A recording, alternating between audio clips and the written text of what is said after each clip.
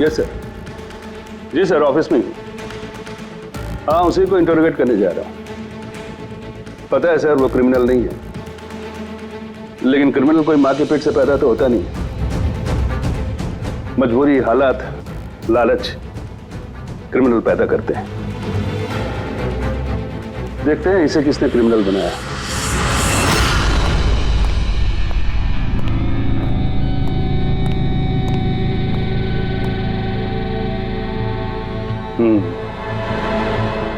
अब ये case CID नहीं, क्राइम ब्रांच को सौंप दिया गया है।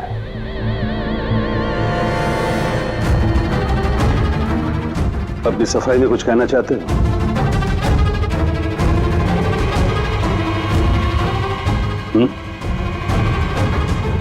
मैं deputy commissioner of police Rajiv, बहुत सुना है तुम्हारे बारे में, लेकिन कभी सोचा नहीं था इस हालत में मुलाकात होगी। मैंने भी बहुत सुना आपके बारे में सर। सुना है काफी सख्त ऑफिसर हैं आप। फिर तो तुम समझ गए होगे, थोड़ी सी भी ढील मैं तुम्हें दूंगा नहीं। कानून सबके लिए बराबर होता है सर। अगर मैंने गुनाह किया है तो सजा का उतना ही हकदार हूं जितना कि कोई आम मुजरिम।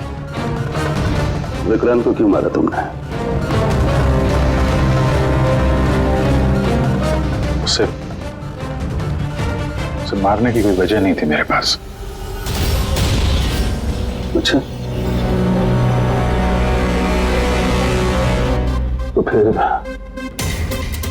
गोली क्यों चलाई? पता नहीं, बस चल गई। चल गई? चल गई मतलब?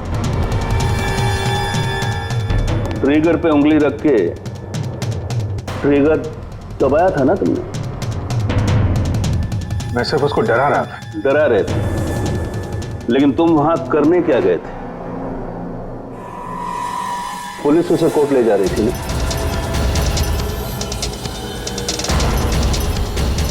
मेरे वहां होने की वजह जानने के लिए आपको सर मेरा और विक्रांत का इतिहास जानना होगा। बरसों से 36 का आंकड़ा चल रहा है हमारा। कई बार वो मेरे हाथ आते आते रह गया, लेकिन इस बार मैंने उसे पकड़ लिया।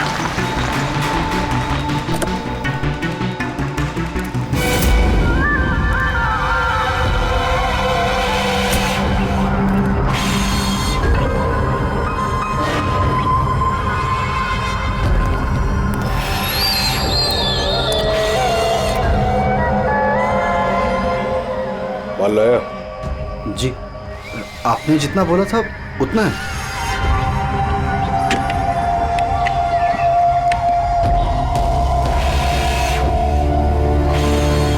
गुड।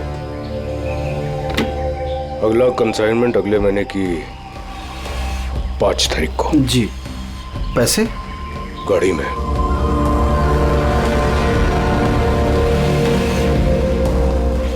क्या बात है, इतना पसीना क्यों आ रहा है? पसीना? नहीं तो। जिस स्कूल में तुझे एडमिशन नहीं मिला था ना, उस स्कूल का हेडमास्टर था मैं। क्या छुपा रहा है? नहीं, कुछ भी नहीं। ओह, तो ये बात है। किसने भेजा? सीआईडी को बुलाया तूने? विक्रांत को धोखा देना बहुत महंगा पड़ेगा तुझे।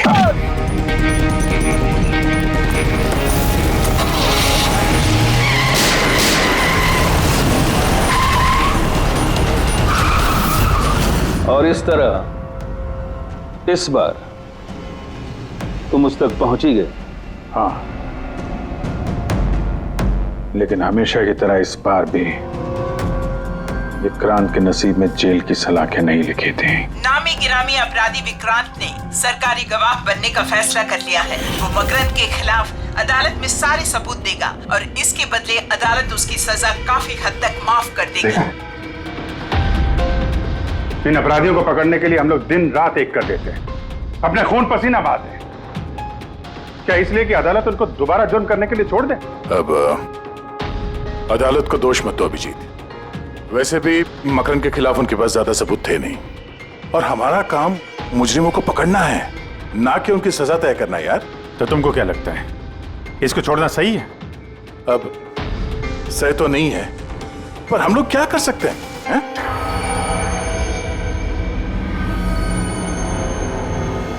कर सकते हैं दया, बहुत कुछ कर सकते हैं। बहुत बड़े बड़े मुजरिम देखे हैं मैंने सर, पर ये विक्रांत कुछ अलग ही था। हर बार कुछ ना कुछ करके बच ही जाता। तो इस बार उसका बच निकलना तुम्हें मंजूर नहीं था, क्यों? यही बात है ना? ठीक समझा। इसलिए जब मुझे पता चला कि इस केस का इंचार्ज मेरा पुराना दोस्त मुरली है, तो विक्रांत से मिलना है मुझे। यार सिर्फ 10 मिनट। अभिजीत, तुम ये जानते हो कि ये मुमकिन नहीं है। This doesn't fit into any kind of a protocol. मैं तुम्हें परमिशन नहीं दे सकता। परमिशन? वो आरती याद है तुम्हें? बीकॉम सेकेंड ईयर की स्टूडेंट, कैसे तड़पा तड़पा के मारा था उसने। किसने परमिशन दी थी उसे ऐसा करने के लिए? और वो 80 साल की बूढ़ी औरत जिसे आंख से दिखता नहीं था, उसके हाथ पांव काट दिए थे उसने। एक 8 साल के बच्चे तक को। अभिजीत, मैं उसकी पूरी केस हिस्ट्री को जानता हूं। फिर तुम ये भी जानते होगे किसी भी जेल में 15-20 दिन से ज्यादा नहीं टिकता ये विक्रांत। यार मेरा उससे मिलना बहुत जरूरी है। एक लड़की का किडनैप हो गया, पिछले 2 महीने से नहीं मिल रही है। सिर्फ विक्रांत जानता है कहां है वो। यह लड़की की जिंदगी का सवाल है, समझो यार, सिर्फ 10 मिनट। ठीक है, लेकिन सिर्फ और सिर्फ 10 मिनट। तो इस तरह तुम विक्रांत की वैन तक पहुंचे, लेकिन तुम्हें तो सिर्फ उस लड़की के बारे में जानना था ना? ये सब कैसे हो? ये सच है सर, मैं सिर्फ लड़की के बारे में जानने गया था, मगर 5 मिनट का टाइम दे रहा हूं। दिमाग पे जोर डाल ले और अच्छी तरीके से हिला ले। आरजू कहां है? आरजू? कौन सी आरजू? किसकी आरजू? मैं नहीं जानता किसी आरजू को। वही लड़की जिसे तूने किडनैप कर रखा है। ओह सॉरी, भूल गया था। कहां रखा है उसे? जानता है अभिजीत, पिछली बार भी मैंने एक लड़की को किडनैप किया था, फिर भूल गया था। फिर अचानक 2 महीने के बाद मुझे याद आया, तो फिर जाकर देखा कि उसकी लाश कुर्सी से बंधी हुई थी और उसकी लाश पर मक्खियां भिनभिना रही थी। और अब आरजू का भी वही हाल होने वाला है। ऐसा कुछ नहीं होगा।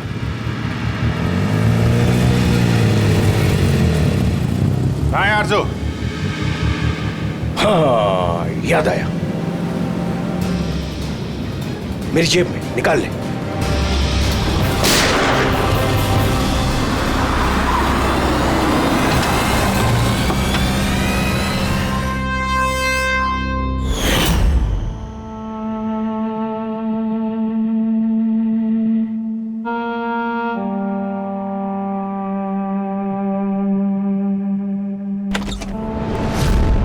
My God! Oh God!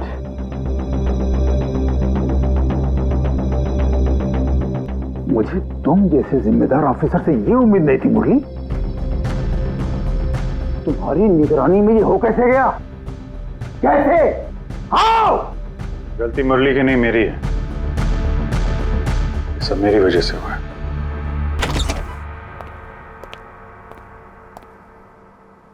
वाह वाह, क्यों एसीपी साहब, बड़ा गर्व हो रहा होगा आपको। तो इतिहास में पहली बार किसी सीआईडी ऑफिसर के हाथों खून हुआ है, और वो भी एक सरकारी गवाह का। चैन साहब, आपको जो कुछ कहना है मुझे कहिए। अपराध मैंने किया है। तुमसे नहीं, एसीपी प्रद्युम्न से ही बात करूंगा, क्योंकि अगर सीआईडी की नाक कटती है तो फाइनली सारी जिम्मेदारी प्रद्युम्न के कंधे पर ही आती है, इसलिए तुमसे ही बात करूंगा।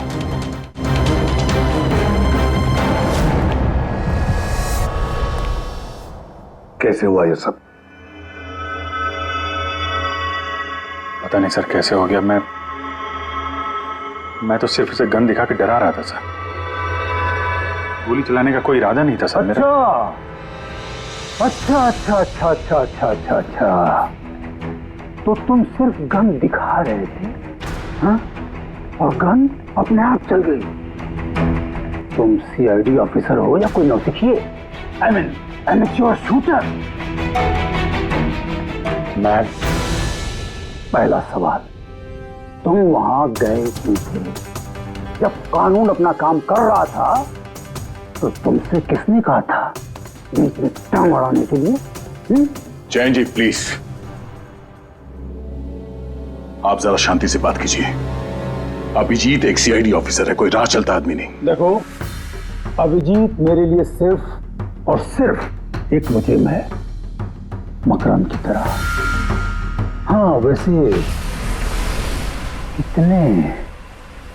कितने रुपए लिए तुमने मकरंद से विक्रांत को मारने के लिए?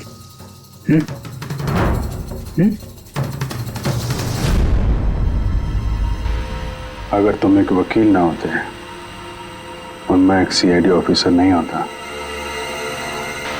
तो ये सवाल तुम्हें बहुत भारी पड़ता।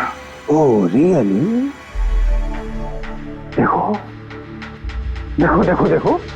ऐसे थे प्रद्युम्न, इसके तेवर तो देखो, फोन करके बैठा है और मुझ जैसे लॉयर को, सीनियर लॉयर को धमकी दे रहा है।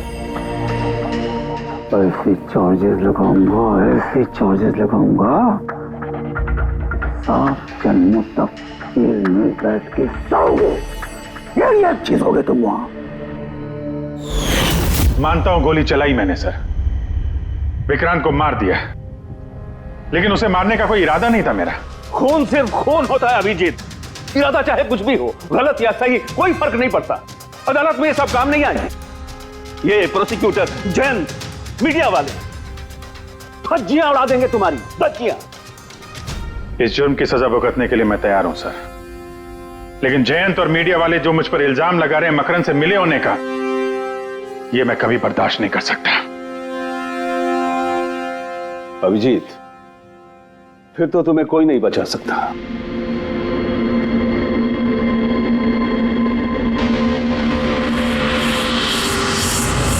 सारे सबूत और गवाह अभिजीत के खिलाफ है। यानी कोई उम्मीद नहीं है सर? कैसे उम्मीद है? अभिजीत ने खुद कन्फेस किया है कि गोली उसी ने चलाई।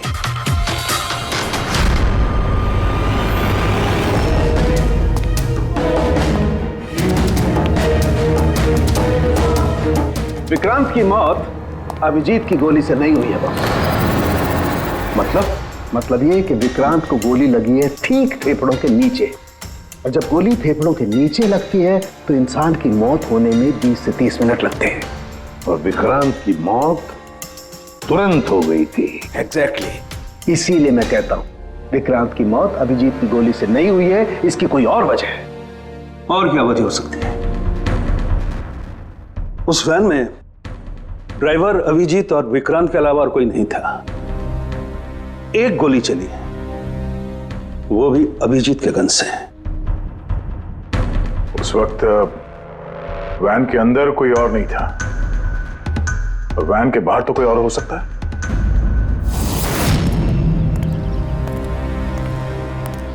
अभिजीत, उस वक्त गाड़ी के बाहर कोई था जिस वक्त गोली चली? नहीं, एक्चुअली पता नहीं, क्योंकि मेरा पूरा ध्यान तो विक्रांत पे था। अभिजीत, ठीक से याद करके बताओ, गोली चलने से पहले क्या हुआ था? कुछ अजीब हुआ था? कुछ भी?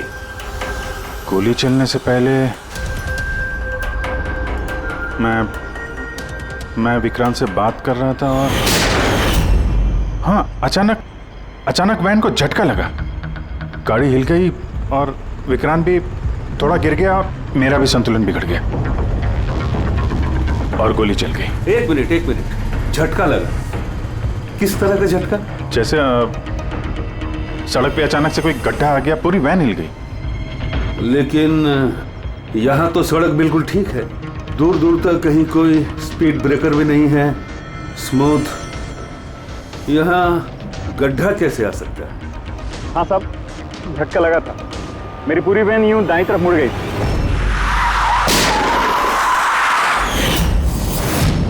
स्टीयरिंग खुद ब खुद घूम गया? हाँ साहब। ये कैसे हो सकता है? साहब ये तो मुझे भी पता नहीं चला कैसे हो गया। इससे पहले कि मैं वैन को संभाल पाता, पीछे से गोली चलने की आवाज आ गई।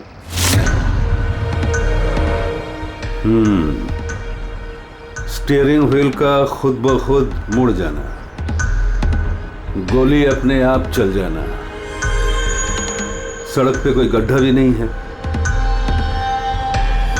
आखिर यहां हुआ तो क्या हुआ?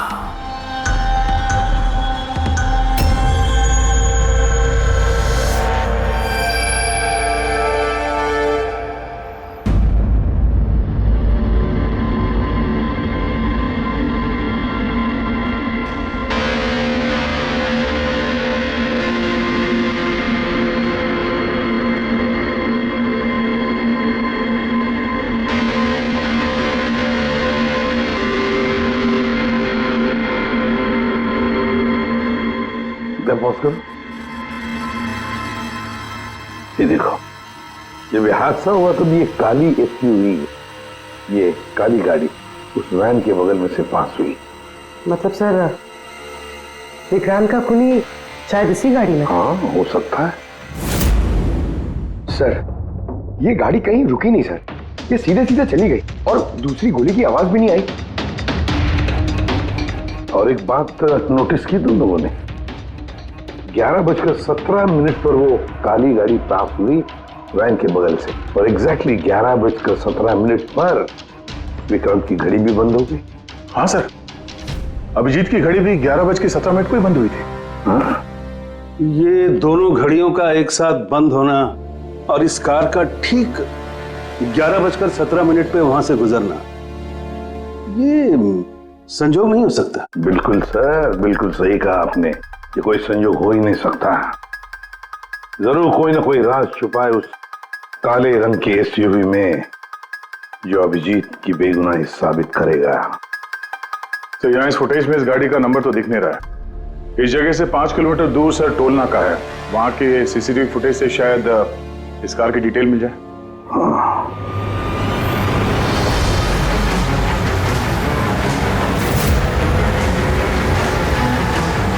अगर वो गाड़ी टोल नाका से गुजरी ही नहीं तो यहीं कहीं आसपास होनी चाहिए, इसी इलाके में। सर, वो देखिए, काले रंग की कार।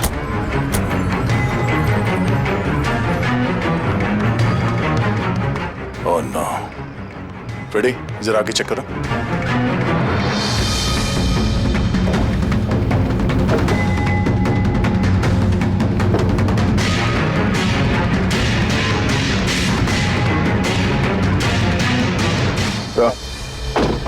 ये वही काली एसयूवी है, जला दी गई है। मतलब गाड़ी में ऐसा जरूर कुछ था जो खूनी मिटाना चाहता था। सर, ना तो नंबर प्लेट दिख रही है और ना ही चेसी नंबर, सारे सबूत मिटा दिए मुजरिम ने।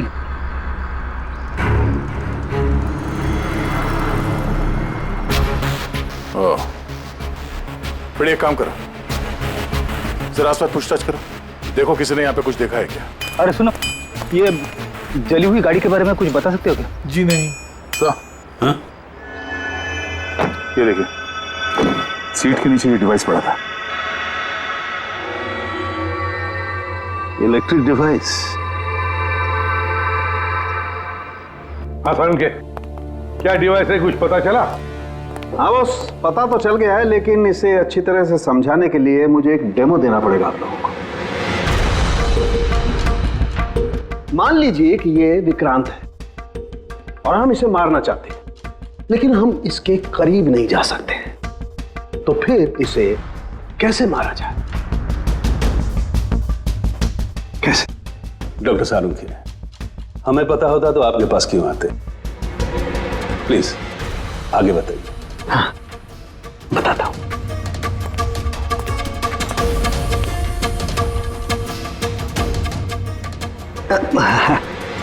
आप थोड़ा पीछे हट जाइए प्लीज। Thank you.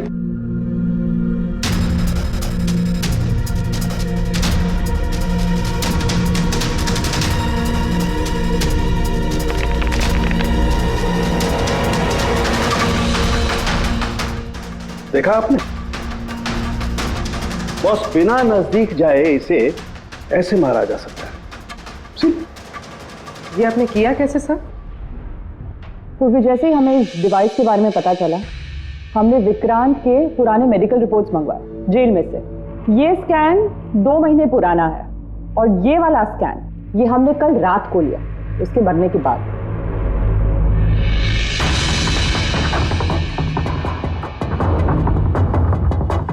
या सालुंखे, इस पहले वाले स्कैन में एक छोटी सी चीज अटकी हुई है वहां उसके सिर में। वही चीज इस 2 महीने बाद वाले स्कैन में शिफ्ट हुई है, हिल गई है, पीछे आ गई है। और ये छोटी सी चीज एक शार्पनेल है बॉस, यानी गोली का छोटा सा टुकड़ा। और फिर ये शार्पनेल वहां से इस तरफ शिफ्ट हो गया, जिस वजह से विक्रांत की सबड्यूरल हेमेटोमा यानी ब्रेन ब्लीडिंग की वजह से मौत हो गई। पर ये शार्पनेल अपनी जगह से हिला कैसे? उसी डिवाइस की वजह से जो हमें जलती हुई गाड़ी में से मिला। तो गोलियों के टुकड़े को हिलाने का डिवाइस ही है? सिर्फ गोलियां नहीं रहा, इसने और भी बहुत सारी चीजें हिलाई, जैसे कि विक्रांत के हाथों की हथकड़ी, पुलिस वैन का स्टीयरिंग व्हील, दोनों की हाथ की घड़ी के कांटे, यहां तक कि अभिजीत की गन भी। मतलब लोहे की चीजें, तो जितनी भी लोहे की चीजें हैं वो हिल गई उस डिवाइस की वजह से। Exactly boss. और लोहे का सबसे बड़ा आशिक है मैग्नेट, चुंबक।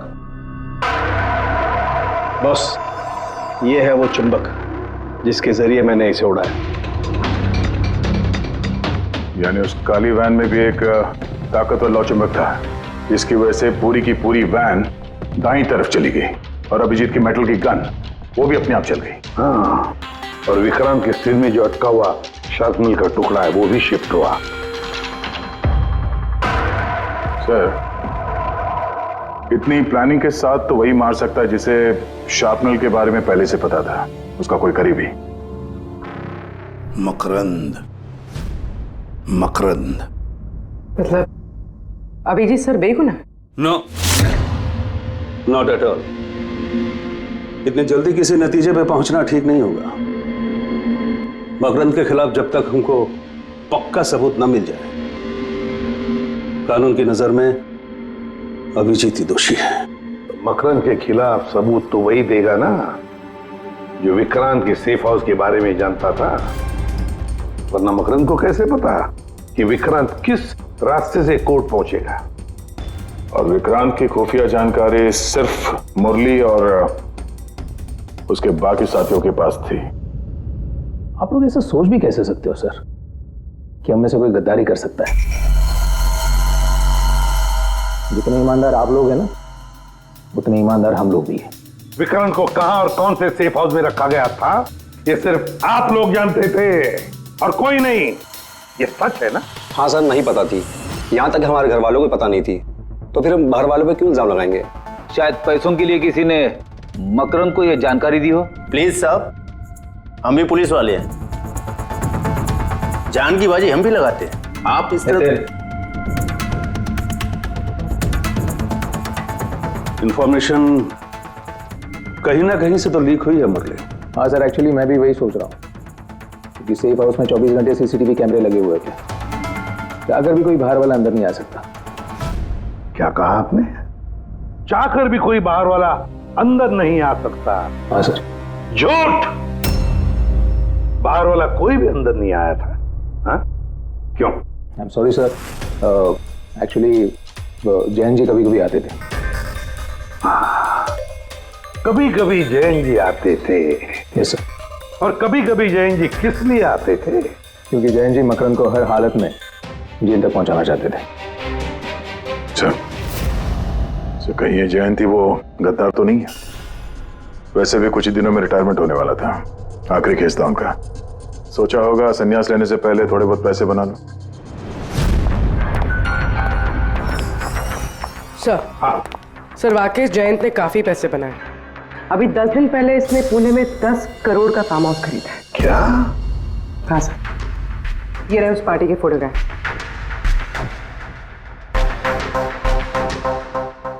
एक मिनट, माय गॉड, दया पहचाना इसे? हाँ सर, ये तो जोगी है, मकरंद का खास चेला। जोगी, मकरंद का खास चेला, और वो भी जयंत की पार्टी में।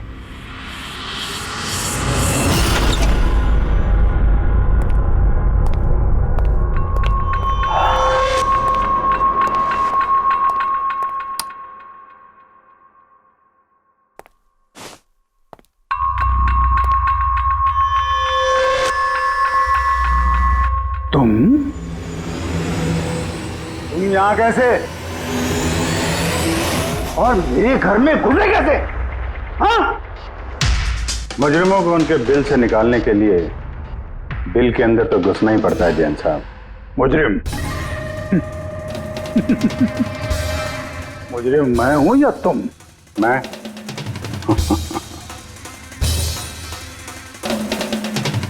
लेकिन ये तस्वीर ये कुछ और ही कहानी कह रही है।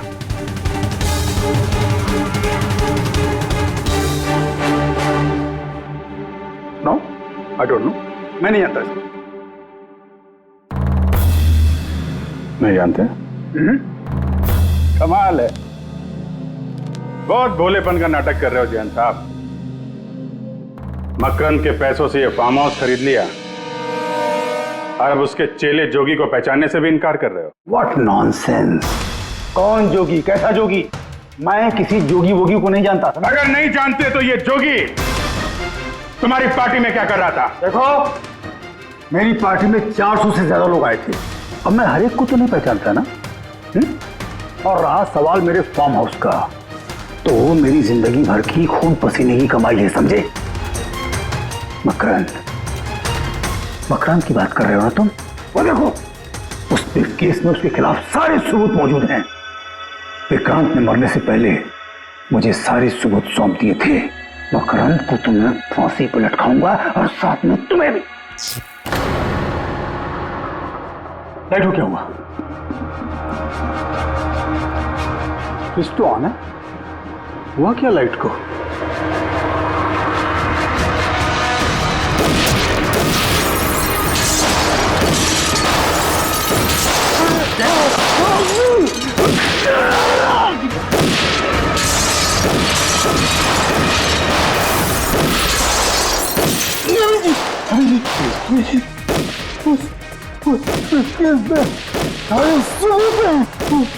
मकान के हाथ नहीं आना चाहिए। जैन जी,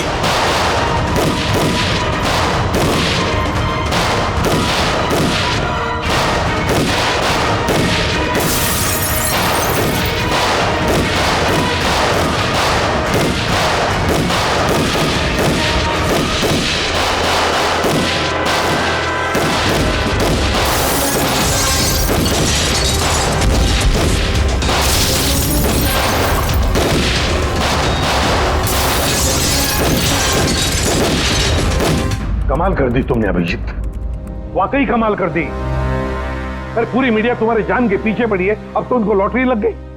अब कह रहे जयंत का खूनी अभिजीत है। सर, उनके कहने से क्या होता है? आपको पता है मैं निर्दोष हूं सर। लेकिन तुम्हें वहां जाने की जरूरत क्या थी? जैन के घर में, वहां के सीसीटीवी कैमरे में साफ दिख रहा है कि जैन के मौत के वक्त तुम वहां थे। और सिर्फ इतना ही नहीं, अब तो पूरी सीआईडी टीम पर इल्जाम लगा रहे हैं कि हम तुम्हें बचाने की कोशिश कर रहे हैं। इल्जाम तो लगेगा ही ना प्रद्युमन। जयंत मकरंद के खिलाफ नया सबूत पेश करने वाला था अदालत में, और ठीक एक दिन पहले उसकी मौत हो गई। लेकिन वो सबूत मुजरिमों के हाथ नहीं लगा सर। मैं लेके आया। जैन से मरने से पहले मुझे ये सारे सबूत सौंप दिए। ये सबूत, ये फोटोग्राफ्स, ये पेपर्स, ये सबूत काफी नहीं है मकरंद को अदालत में सजा दिलवाने के लिए। काफी नहीं है ये सबूत। तो वो पेन ड्राइव से कुछ पता चल सकता है ना? अभिजीत, ये पेन ड्राइव पासवर्ड मांग रही है। जयंत ने मरने से पहले पासवर्ड वगैरह बताया था? नहीं सर, इसके पहले वो कुछ बोल पाते उन्होंने दम तोड़ दिया था। अरे यार,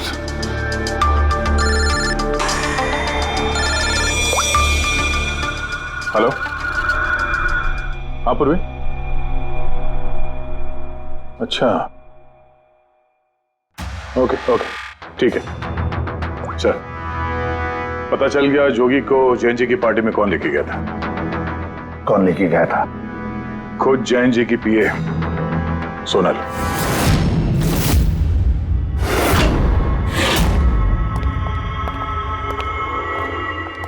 सर ये सब? सोनल पूरी तेरे ऊपर चेक कर।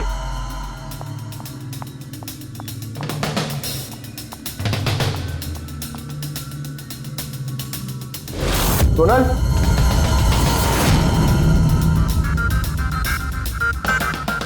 सर अंदर तो कोई भी नहीं। सर कोई नहीं होगा। सर तो सोनल गई कहाँ?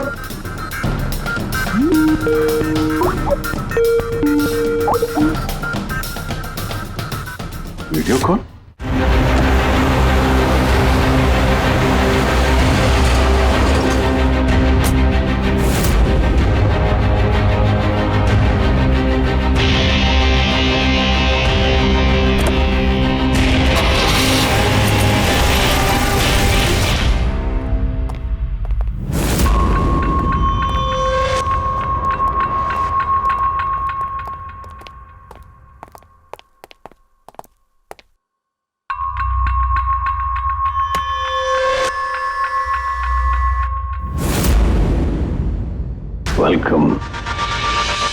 वेलकम अभिजीत।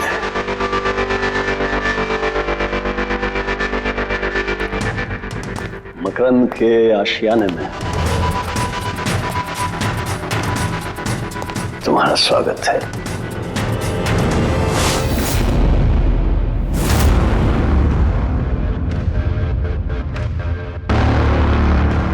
सबूत इधर है बॉस।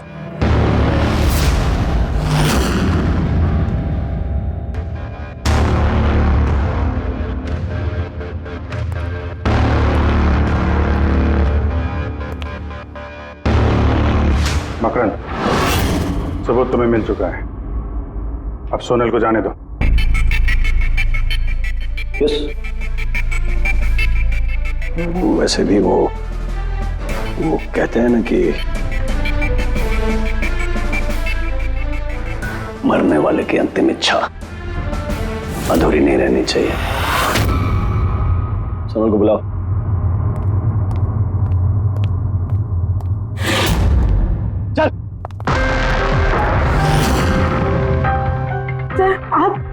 सोनल तुम ठीक हो?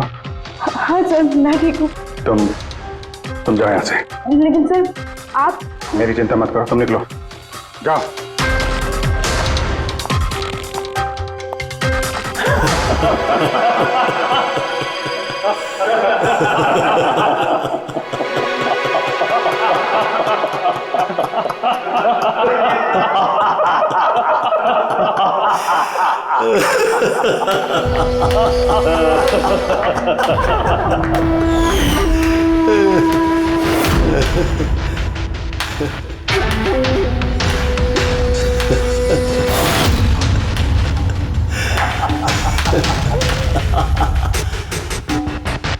सोनल, तुम भी मानते हो ना मेरे दिमाग को? तुम सीआईडी वालों को भी मैंने चकमा दे दिया।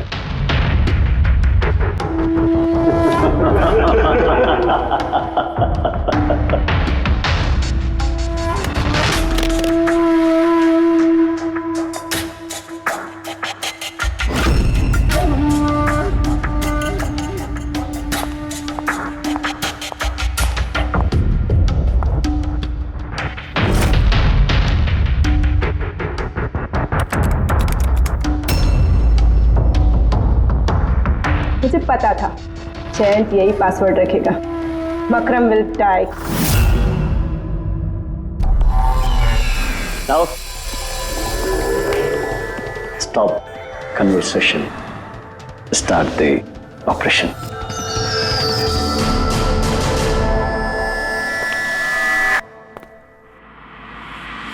मरने का टाइम हो गया। टाइम हो गया? नहीं तो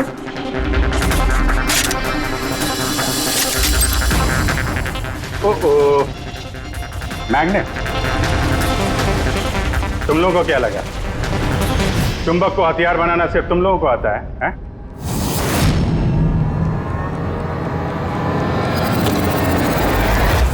इस ब्रीफकेस में वैसा ही चुंबक है जैसा तुम लोगों ने उस गाड़ी में लगाया था विक्रांत को मारने के लिए। मकरन, खेल खत्म तुम्हारा।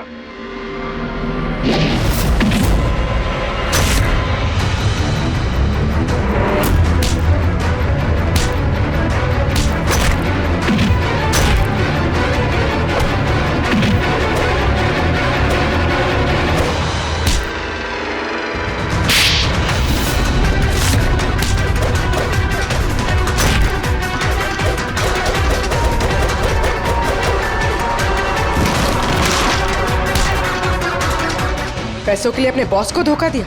हाँ?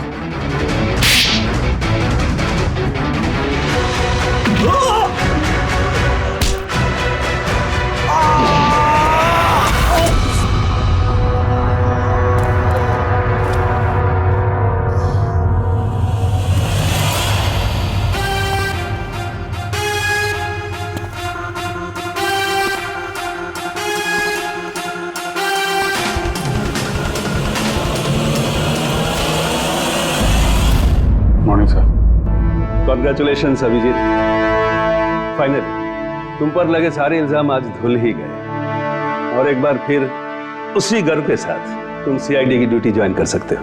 Thank you sir. सर, हमने आरजू को बचा लिया है सर। मकरन के साथियों को पता था कि विक्रांत ने उन्हें कहाँ कैद करके रखा था, बस सर जयंत जी का सपना पूरा नहीं हो पाया मकरन को जेल भेजने का। चलो जो भी है, all well that ends well.